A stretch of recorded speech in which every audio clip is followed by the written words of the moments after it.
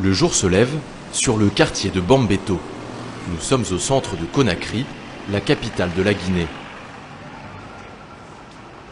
Dans cette clinique privée, les patients attendent pour consulter le docteur Yacouba Diallo. C'est maintenant au tour de cet homme, fiévreux depuis quelques jours. Quelle est la partie de la tête qui me fait mal ou bien c'est la tête de tension? C'est ma tête qui me fait mal.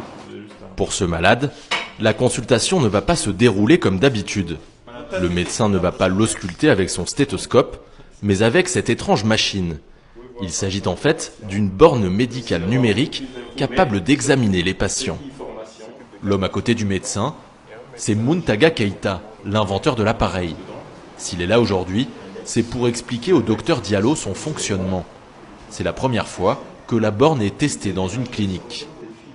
Nous avons là le battement cardiaque qui arrive. Là, par exemple, nous avons le taux de saturation en oxygène, comme vous le savez. En quelques secondes, le pouls, le taux d'oxygène dans le sang et la température du patient s'affichent sur l'écran.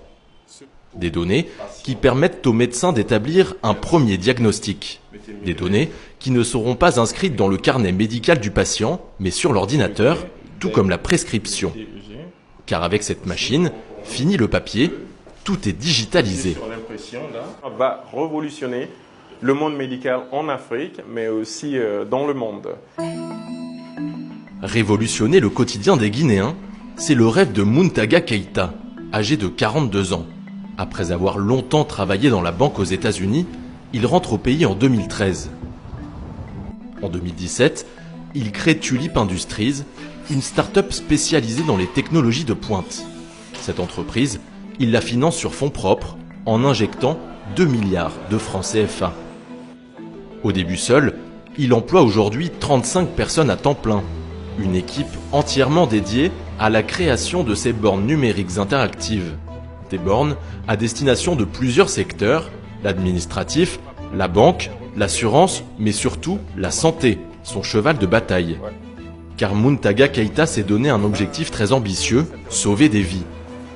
En attendant, il est lancé dans une course contre la montre pour finaliser son invention, déjà en cours de fabrication, qu'il espère commercialiser d'ici quelques mois.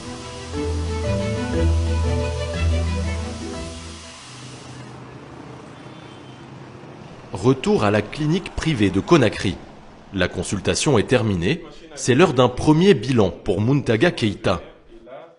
L'inventeur veut mettre sa borne médicale sur le marché d'ici moins de 3 mois, alors les retours de ce professionnel de la santé sont très importants pour pouvoir perfectionner sa machine. Un professionnel convaincu par la démonstration. Ce que je vois là m'impressionne. Je pense que ça peut nous aider à avancer. Ça peut nous aider beaucoup. Parce que nous sommes dans un pays où les ressources, les structures sanitaires sont très limitées. On n'a pas assez de moyens. Donc avoir une machine qui intègre toutes les données des patients ne peut qu'améliorer la qualité de la prise en charge en réduisant le risque d'erreur diagnostique.